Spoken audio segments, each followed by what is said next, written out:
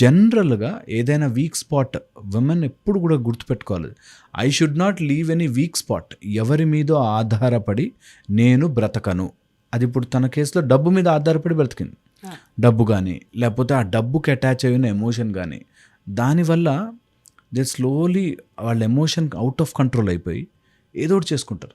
నిజంగా ఇలా చదువు మార్కులు రాలేదని, లేకపోతే పొలం సరిగ్గా రాలేదని, లేకపోతే అప్పు తీర్చలేకపోతున్నామని ఇట్లా చేసుకునే వాళ్ళు చాలామంది ఉన్నారు. సో నేను ఎప్పుడు చెప్తాను, విమెన్కి కంపల్సరీగా ఉండాల్సిన క్వాలిటీలో ఎమోషనల్ స్ట్రెంగ్త్ ఈజ్ కంపల్సరీ.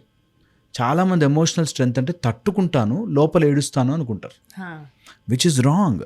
లోపల ఏడవడం కాదు, నువ్వు తట్టుకోవడం అంటే మీ ఆయన రోజు 4-10 సార్లు కొట్టినా కూడా తట్టుకుంటాను, నా ఫ్యామిలీ నాకు ముఖ్యం కదండి, పిల్లల కోసం ఉండాలి కదండి, ఇవన్నీ సినిమా.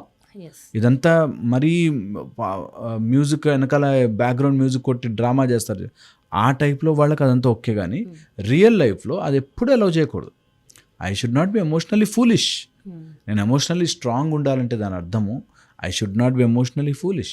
ఎవరన్నా నన్ను వచ్చి తిట్టినా, కొట్టినా, లేకపోతే ఏదైనా నష్టమైనా, డబ్బులు పోయినా, లేకపోతే ఎవరైనా నన్ను మోసం చేసినా, తప్పుదారి పట్టించినా, ఆఫీసుల్లోనో జాబుల్లోనో ఎవరినైనా బులింగ్ చేస్తూ మాట్లాడినా, కించపరుస్తూ మాట్లాడినా, ప్రతి దానికి ఎమోషనల్ ఫూలిష్గా బిహేవ్ చేయను.